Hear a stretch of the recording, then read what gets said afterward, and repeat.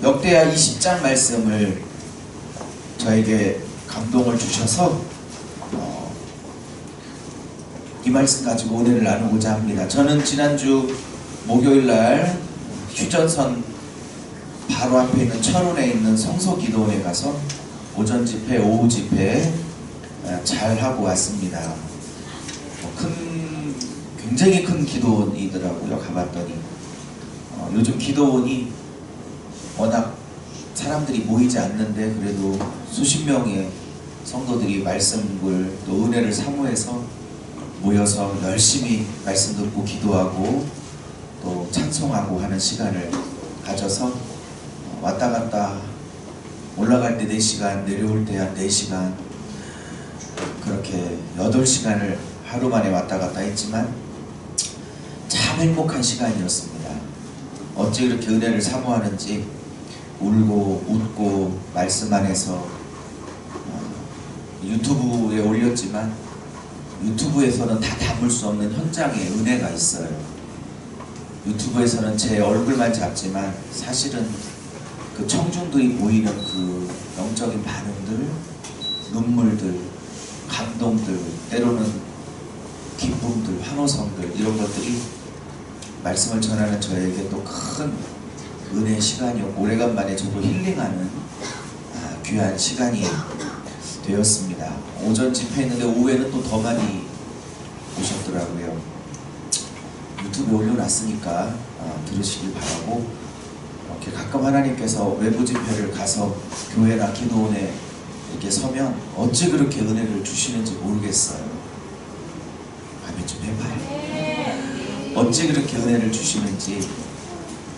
여러분은 뭐 늘 듣는 말씀이지만 그들은 저를 통해서 하신 하나님의 말씀이 어떻게 은혜가 되시는지 그렇게 눈물도 흘리시고 기뻐하시고 또 오라고 하시고 하시더라고요. 내년은 아예 1월 셋째 주에 월화수목 이렇게 나흘간 한 주간 집회를 요청을 하셔서 아예 날짜를 잡고 왔습니다. 철원 성서기도원 원장님은 3월 10일날 주일날 제가 한번 초청했어요. 11시 예배 설교하시고 오후 예배는 이제 가정별로 기도 사역을 하실 것입니다. 제가 전국의 수많은 기도원 원장님들, 은사자들 만났지만 참 순수하시고 깨끗하시고 영도 밝고, 그 다음에 우리 부부도 기도 사역을 받았는데 참 정확하시고 그런 분이 흔치 않은데 하여튼간 저를 이쁘게 보시고 좋아하셔요. 그래서 10일날 간증 설교 듣고 목사님이십니다. 오후에는 가정별로 아이들까지 다 기도 사역 할 테니까 그렇게 빠지지 말고 나오시길 바랍니다. 자, 오늘 말씀을 전하겠습니다. 큰 은혜가 있으시기를 주의 이름으로 축복합니다. 네, 오늘 많이 빠지셨네요, 생각보다. 자, 노래와 찬송이 시작될 때입니다. 한번 크게 해볼게요. 시작. 노래와 찬송이 시작될 때. 노래와 찬송이 시작될 때. 사랑하는 여러분, 노래와 찬송이 시작될 때 뭔가 하나님은 역사를 이루십니다. 노래와 찬송이 시작될 때 하나님의 일이 시작됩니다. 아직은 이 말씀이 무슨 말씀인지 모르지만 오늘 여호사밧과 그 백성들에게 닥친 그 어마어마한 위기가 어떻게 돌파가 됐는가. 온 백성과 왕이 하나님 앞에 노래와 찬송을 시작할 때에 하나님이 천군천사를 보내셔서 이 남유다를 치러 온 3개국 연합군을 섬멸하시는 놀라운 역사가 있었습니다. 언제? 노래와 찬송이 시작될 때. 여러분에게도 닥쳐오는 많은 영적인 공격들과 또 유혹들과 삶의 어려움과 고비들, 아픔들 있으시지요.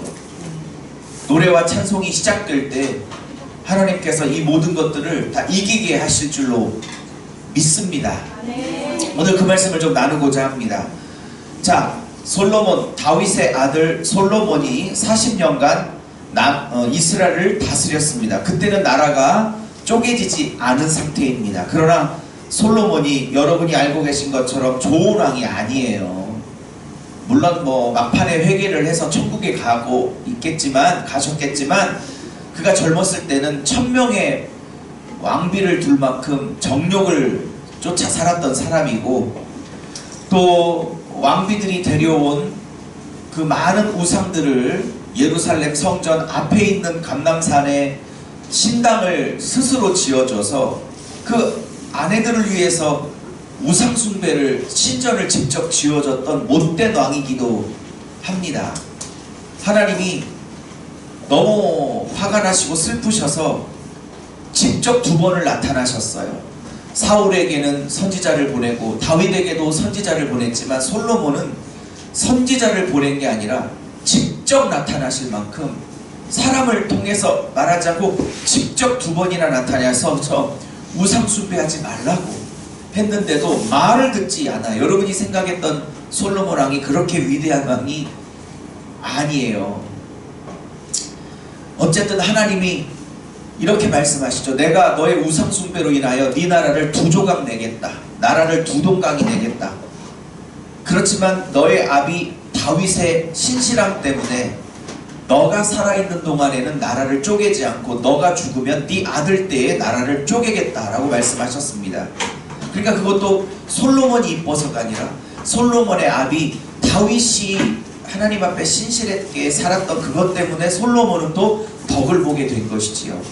여러분, 내 자식이 축복받고 하나님의 그 형통함을 살아가게 하는 것을 원하신다면 물론 그 자식도 하나님 앞에 올바르게 살아야겠지만 다윗과 솔로몬의 예를 보면 아비 다윗의 하나님을 향한 중심이 그 솔로몬의 축복을 이어가게 했다는 것을 보면 여러분의 자식의 형통함이 여러분에게도 달려있다는 것을 꼭 잊지 않게 되기를 주의 이름으로 축복합니다. 하나님의 약속대로 솔로몬이 죽었고 나라는 2동강이가 났습니다. 12지파 중에 10지파가 북쪽에 북이스라엘 이름이라는 나라로 세워갔고, 남쪽은 솔로몬의 아들 르호보암 왕이 남유다라는 이름으로 나라를 이어가 이제 통일왕국은 2개로 쪼개져 분열왕국 시대로 이제 들어서게 됩니다. 이제 다윗과 솔로몬의 후손들이 이어간 남유다 1대왕, 2대왕, 3대왕을 지나 오늘 본문의 주인공인 여호사밧 4대왕째에 하나님의 큰 기적이 일어나게 됩니다. 이 여호사밧에 관한 평가는 학자들마다, 목사님마다 다 다릅니다. 왜냐하면 여호사밧이 하나님 앞에 신실한 적도 있었기 때문에, 하나님이 사랑한 왕이기도 했기 때문에 좋은 왕, 선한 왕이라고 평가하는 분들도 계시고, 저처럼 여호사밧에 대하여 그리 좋지 않게 평가하는 사람들도 있습니다. 저는 후자에 서 있는 사람입니다. 왜냐하면 여호사밧이 하나님을 개인적으로는 사랑했을지 몰라도 여호사밧이 했던 큰 잘못 중에 대표적인 잘못이 뭐냐면 며느리를 잘못 드렸어요. 다시 말하면 며느리를 누구를 봤냐면 하나님이 아주 악하게 봤던 북왕국 7대왕 아합 왕이라는 왕이 있었는데 그 아합 왕하고 친하게 지냈어요. 이 북왕국 7대왕 아합 왕은 북이스라엘에게 바알과 아세라 숭배를 퍼뜨린 장본이기도 합니다. 그의 딸 아달랴를 며느리로 삼았어요. 여호사밧이 북왕국 이스라엘 아합 왕의 딸 아달랴를 자기의 며느리로 삼는 대실수를 하게 돼요.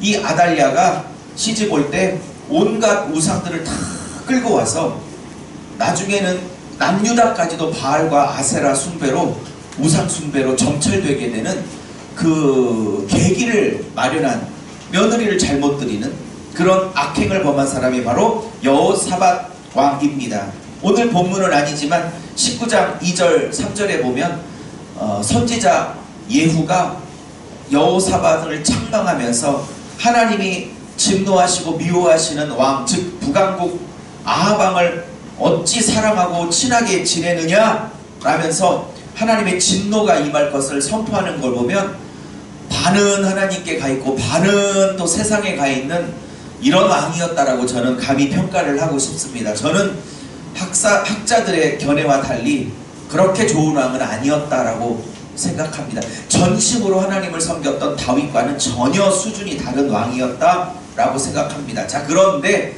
그럼에도 불구하고 이 왕도 하나님을 사랑하는 게 있었어요. 여호사밧도. 자, 여호사밧이 통치하고 있었을 때 무슨 사건이 벌어지냐? 오늘 20장 1절 띄워주시죠. 쭉 성경 구절을 띄워주세요. 20장 1절에 보면 3개국 연합군이 여호사밧을 쳐들어옵니다. 남유다를 쳐들어옵니다. 모압 자손, 암몬 자손이 주축이 되고 마온 사람들이 또 결합을 해서 이제 3민족이 3개 연합군이 쳐들어오게 됩니다. 이 소식이 이전에 보니까 누구에게 들려졌어요? 여호사밧에게 들려졌어요. 자, 여러분도 이럴 때가 있으시죠? 여러분, 문제가 터지면 하나 터지고 하나 터져요. 한꺼번에 여러 개가 한꺼번에 터져요. 살다 보면 문제가 닥치면 문제가 한꺼번에 닥치죠? 네. 얼마나 살았다고? 그쵸? 사랑하는 여러분, 그래요. 이 문제 끝나면 저 문제 시작되고 저 문제 끝나면 이 문제 시작됐으면 좋겠지만 저도 이제 한 50대 중반 살아보니까 문제 하나 터지면 꼭 같이 터질 때가 많더라고요. 오늘 이 세계 연합, 그것도 한 나라도 아니고 세계 연합군이 남유다를 치러 온 것도 여호사밧의 그 악행 때문이 아닐까라는 저는 생각을 해봅니다. 자, 이 문제 앞에서 질병의 문제, 경제의 문제, 남편의 문제, 자식의 문제가 한꺼번에 터질 거라고 생각하시면 돼요. 세계 연합군이 쳐들어왔어요. 여러분에게 여러 가지 문제가 한꺼번에 터졌어요. 위기가 닥쳤어요. 여러분 어떻게 하시겠어요? 3절에 그래도 여호와를 사랑하는 왕이긴 하였습니다. 이 왕이 3절에 보니까 그가 어떻게 했어요? 여호사밧이 두려워했대요. 사랑하는 여러분, 믿음의 사람이라 할지라도 갑자기 예상치 못했던 문제 앞에서 두려워하는 것은 어쩔 수 없는 것 같습니다. 이 믿음의 사람 여호사밧이 이 위기 앞에서 3개국의 침략 앞에서 첫 번째 보였던 반응은 두려움입니다. 저는 이걸 보면서 사람은 똑같구나. 아무리 믿음의 사람이라 할지라도 그 문제 앞에서 순간 두렵고 절망하고 어쩔 줄 모르는 마음은 똑같은 것이구나. 근데 이 여호사밧이 3절에 보니까 두려워도 했지만 이 위기를 탈출할 수 있는 좋은 자세를 하나님 앞에 보입니다. 이렇게 나오죠. 여호와께로 낯을 향하여 기도하고 유다 백성 전 백성에게 금식하라고 명령을 내렸습니다. 여러분, 위기 앞에서 여러분 갑자기 건강이 안 좋아지고 갑자기 사업이 갑자기 곤두박질치고 멀쩡했던 자식 갑자기 이상하게 살아내고 남편 사업이 문제가 생기고 여러 가지 교회에 문제가 생길 때 두려워하는 건 어쩔 수 없죠. 순간. 그러나 여호사밧이 잘했던 이유는 뭐냐? 두려워했지만 그 낯을, 그 중심을 하나님께 향했다는 사실이 할렐루야. 그리고 하나님 앞에 기도하기 시작했어요. 여호와께 낯을 향하는 저와 여러분이 되시기를 바라고 문제 앞에서 기도하는 저와 여러분이 되시기를 축복합니다. 그리고 본인도 백성들도 다 금식을 했어요. 여러분, 금식은 뭐예요? 금식은 뭐예요? 단순히 밥을 굶는 건 금식이지 금식이 아니에요. 금식 기도는 뭐가 금식이냐? 내 힘으로 이 문제를 해결할 수 없으니 하나님이 해결하여 주시옵소서 라는 외적인 표현이 금식입니다. 그러므로 금식하며 주님 앞에 매달렸다는 건 내 힘으로 이 3개국 연합군을 이길 수 없으니 하나님이 도우셔야 합니다라고 하나님 앞에 금식하며 기도를 했다라는 뜻입니다. 그러면서 5절, 6절, 7절, 8절, 9절, 10절, 11절, 12절까지는 이 여호사밧이 금식하며 했던 기도의 내용이 있습니다. 짧게 요약하면 이런 겁니다. 5절, 그가 온 회중 앞에 서서 6절, 우리 조상의 하나님 여호와여, 주는 하늘에서 하나님 아니십니까? 다시 말하면 하늘의 하나님이시지 않습니까? 땅의 하나님이 아니라 누구? 하늘의 하나님, 땅을 초월해 계신 하나님, 인간의 한계를 초월하신 하나님. 그때 쓰는 표현이 성경에 하늘의 하나님이십니다. 그러면서 그는 6절 중반에 이렇게 말합니다.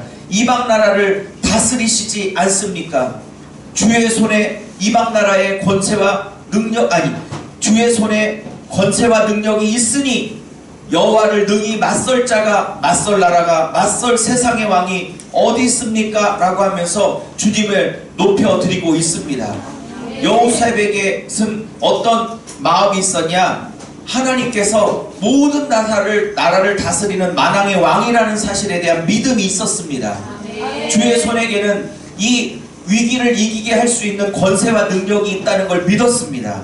이 3개국을 이길 수 있는 권세와 능력이 내 손이 아니라, 여호사밧 손에 아니라 하나님의 손에 있다는 걸 믿었습니다. 여러분에게 닥친 여러가지 문제가 있죠. 경제, 질병, 사업, 남편, 아내, 자식, 여러가지 현실적인 문제를 이기게 할 수 있는 권세와 능력이 우리 만군의 왕, 만왕의 왕, 만주의 주 여호와 하나님 앞에 있다는 걸 믿으실 수 있기를 예수의 이름으로 축복합니다.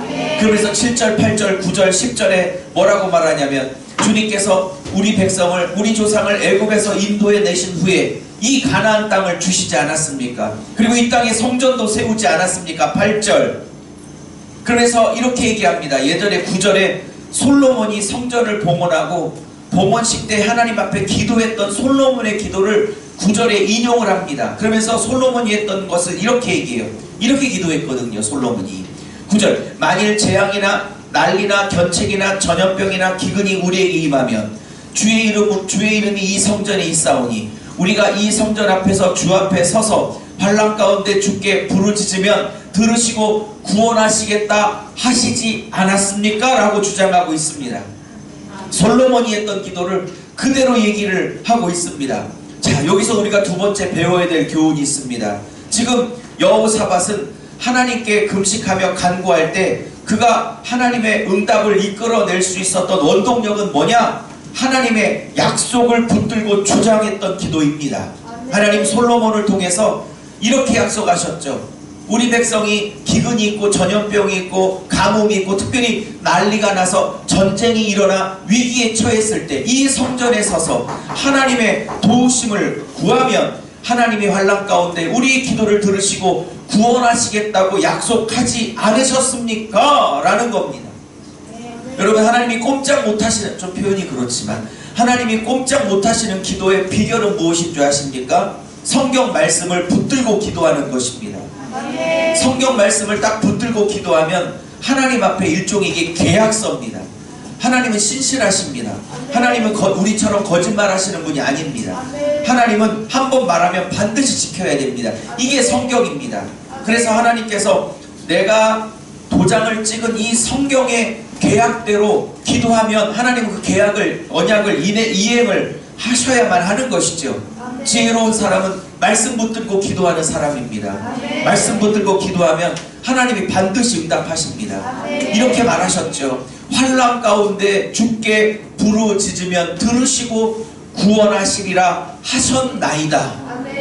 하나님이 분명히 그랬거든요. 솔로몬이 몇십 년 전에 죽기 전에 성전 봉헌식하고 이런 기도할 때 하나님이 솔로몬의 기도를 기뻐하시고 너희들이 환난 가운데 기도하면 내가 들고 구원하겠다라고 약속을 하셨어요.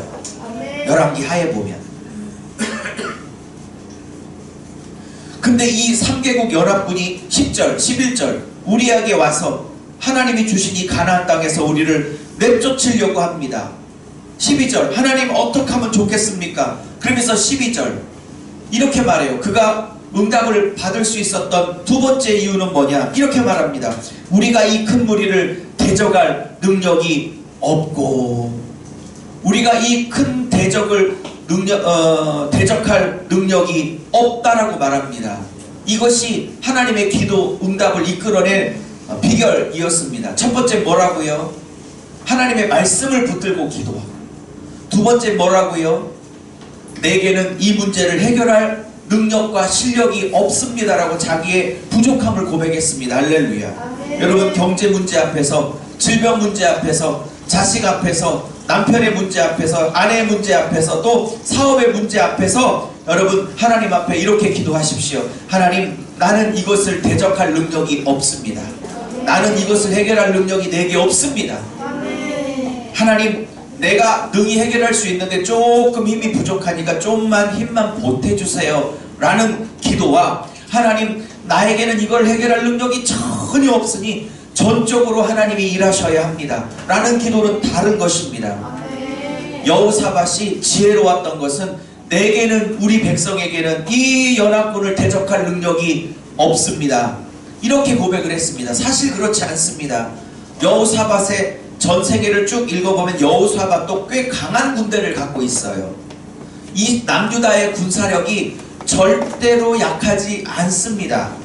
근데 오늘 이 말만 보면 엄청 군대가 약한 것처럼 얘기하죠. 사실은 여호사밧의 군대가 그렇게 약하지 않았던 것으로 성경은 말하고 있습니다. 그럼에도 불구하고 여호사밧이 하나님의 그 응답을 이끌어낼 수 있었던 비결은 뭐냐? 자기의 군대의 힘을 의지하지 않고 전적으로 자기의 무력함, 자기의 할 수 없음을 주님 앞에 중심으로 고백하고 있다는 사실입니다. 여러분, 물질을 버는 일 앞에서, 사업 앞에서 고백하십시오. 내 힘으로는 벌 수 없습니다.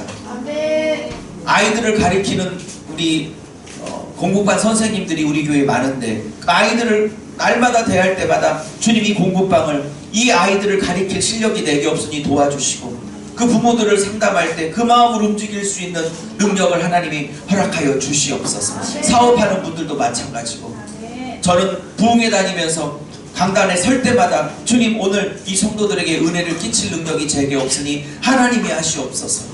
그렇게 기도할 때 하나님은 역사하시는 걸 줄로 믿습니다. 자, 그러면서 뭐라고 하냐면, 제 마음에 참 감동시켰던 구절이 하나 있는데 이렇게 말해요. 우리가 대적할, 12절, 우리가 대적할 능력이 없고 어떻게 할지 못함으로, 그 다음 말, 오직, 아멘 해보세요, 오직 주만 바라보나이다. 기도응답을, 하나님의 역사를 이끌어냈던 세 번째 비결은 뭡니까? 오직 주만 바라보았기 때문입니다. 그의 군대를 보지 않았습니다. 그리고 친척관계가 있었던 북이스라엘 아합 왕도 보지 않았습니다. 며느리가 북왕국의 딸이고 사돈이 북왕국인데 북왕국의 원군을 요청해도 되지 않겠습니까? 사돈관계인데, 북왕국도 막강한 군사력을 갖고 있는데, 그런데 어떤 인간적인 도움도 구하지 않고 여호사밧과 백성은 이렇게 말합니다. 오직 주만 바라보겠나이다. 여러분의 현실적인 문제 앞에서 이렇게 저렇게 계산기 두드리지 마시고 오직 하나님만 바라보고, 하나님이 여러분의 모든 문제를 해결할 수 있는 축복이 경험되기를 예수의 이름으로 축복합니다. 자, 이러자 하나님이 움직이셨어요. 첫째, 말씀 붙들고 주장하였어요. 둘째, 뭐라고요? 내 능력으로는 대적할 수 없으니 도와달라고 자신을 바짝 낮췄어요. 세 번째, 나는 인간적인 방법 아니라 오직 하나님만 바라보겠다고 주님 앞에 마음에 드는 기도를, 쏙 드는 기도를 세 가지를 올려드렸어요. 그랬더니 하나님이 움직이기 시작해요. 할렐루야. 하나님을 움직이실 수 있는 기도가 될 수 있기를 주의 이름으로 축원합니다. 자, 그랬더니 하나님의 영, 14절입니다. 하나님의 영이 임하셨어요. 할렐루야. 여러분의 기도에 하나님의 영이 임하실 수 있기를 축복합니다. 하나님의 영이 누구에게 임했냐? 레위 사람에게 임했어요. 야하시엘이라는, 좀 발음도 어렵죠. 야하시엘이라는 목사에게, 제사장에게 임하였어요. 그리고 15절에 야하시엘이 예언을 합니다. 하나님의 영에 힘입어 예언을 합니다. 15절 중반절, 여호사밧 왕이여 들을지어다. 여호와께서 이같이 말씀하시기를 너희는 이 큰 무리로 말미암아 두려워하거나 놀라지 말라. 할렐루야. 여러분의 여러가지 문제 앞에서 놀라지 마십시오. 여러분의 여러가지 문제 앞에서 두려워하지 마십시오. 하나님의 첫마디는 그 어떤 문제 앞에서도 내 딸아 내 아들아 두려워하지 말라입니다. 그리고 그 유명한 하나님의 말씀이 선포되지요. 이 전쟁은 너희에게 속한 것이 아니라 이 전쟁은 내게 속한 것이라. 왜 내게 속한 거예요? 내가 할 수 없으니 하나님이 하시옵소서라고 하나님께 이 전쟁을 맡기는 순간 내 전쟁이 아니라 하나님 전쟁이 돼버린 겁니다. 이 사업을 주님께 맡깁니다 하는 순간 내 사업이 아니라 주님 사업이 된 겁니다. 이 자식을 주님께 맡깁니다 하는 순간 내 자식이 아니라 주님 자식이 된 겁니다. 이 질병의 문제를 주님께 맡깁니다 라는 순간 내 것이 아니라 주님 해결해야 될 주님의 전쟁, 주님의 문제가 되었다라는 것입니다. 주님께 전적으로 다 맡기십시오. 네 것이 아니라 내가 해결해야 될 내 문제다라고 말하게 주님께 맡길 수 있기를 바랍니다. 17절 이렇게 말합니다. 주님이 심지어 너희들은 싸울 게 없다. 너희들은 싸울 게 없다. 내가 싸우리라. 할렐루야. 여러분 모든 문제 앞에서 주님이 싸워주시는 축복이 있기를 바랍니다. 너희와 함께한 여호와가 싸우리라. 할렐루야. 너희와 함께한 여호와가 싸우리라. 그러면서 17절에 한마디 더 합니다. 아까 했던 얘기, 두려워하지 말고 놀라지 말라. 두려워하지 말고 놀라지 말라. 그러면서 내가 함께하리라, 함께하리라는 말을 2번이나 하십니다. 그러면서 그러면 여호사밧과 백성들은 할 일이 없습니까? 있습니다. 하나님이 다 하시겠다 그러면 나는 집에서 손 놓고 있습니까? 아니, 잘 보세요. 너희들은 내일 어떻게 해요? 그들을 맞서 나가라 그럽니다. 회피하지 말라 그럽니다. 그 문제 앞에 마땅히 맞서 싸우라고 하십니다. 그 문제 앞에 회피하지 말고 문제를 직면할 때 하나님이 함께 하셔서 그것을 이기게 하시겠다고 말씀을 하십니다. 자, 이제 결론을 내립니다. 이제 다음날 맞서 싸웠습니다. 그리고 19절에 보니까 그 백성들이 특별히 목사 중심으로 고라 자손, 다 이게 레위 사람이거든요. 그앗 자손 전부 다 제사장, 레위 사람들, 목사, 사역자들입니다. 큰 소리로 하나님을 찬송했더라. 할렐루야. 하나님을 찬송했더라. 그러면서 이제 그 연합군 앞에서 여호사밧 왕이 이제 왕이니까 탁 나가가지고 이렇게 선포해요. 20절 뭐라고 선포하냐면 너희는 너희 하나님 여호와를 뭐하라? 신뢰하라. 그리고 그의 선지자를 야하시엘이죠. 신뢰하라. 하나님을 신뢰할 것을 선포했습니다. 그리고 여호사밧 왕이 백성들과 더불어 의논을 했어요. 의논을 해갖고 레위지파, 원래 하나님께 노래하고 찬양하는 레위지파에게 거룩한 가운을, 아마 흰색 성가대 가운을 입히지 않았을까 싶은데 21절입니다. 거룩한 예복을 입히고 노래하기 시작했어요. 이때 역사가 일어난 겁니다. 우리 교회 찬양단들은 잘 들으십시오. 거룩한 예복을 입었다는 건, 와, 목사님 우리도 성가대 찬양대 가운 사주세요, 이렇게 이 얘기가 아니고, 물론 사줄 수도 있어요. 네. 그렇지만 여기서 거룩한 예복을 입었다는 건 뭐냐? 이 찬양단의 성결을 의미합니다. 찬양단의 전결을 의미합니다.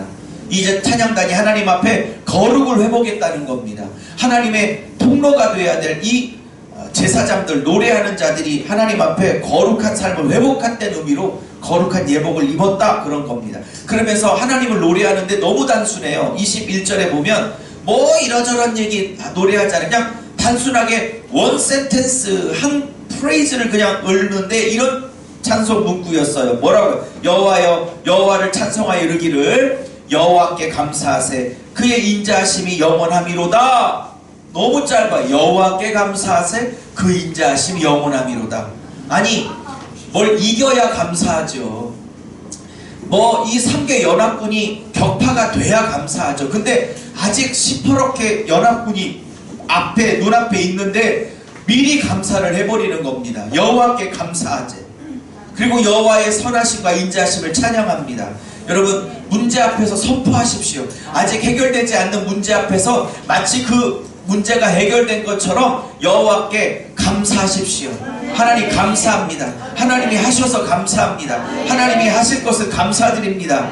자, 오늘 제목처럼 22절 이렇게 여호와께 감사하세. 하나님은 뭐예요? 인자하심이 영원함이로다. 짧은 한마디가 시작이 되자 22절 노래와 찬송이 시작될 때에 여호와께서 복병을 두어 유다를 치러 온 암몬 자손과 모압 자손과 세일산 주민들을 치게 하셨으므로 그들이 패했다라고 22절은 말하고 있습니다.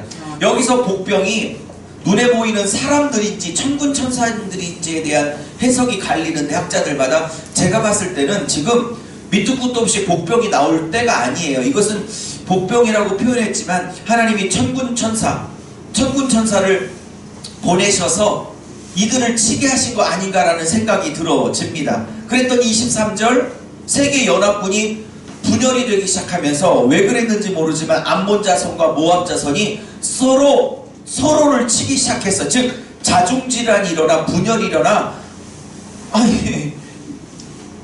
남유다 군대가 아무것도 하지 않았는데 이게 세계 연합군이 서로가 서로를 죽이는 분열이 자중질환이 일어나서 지금 시체들이 가득했다고 24절에 나옵니다.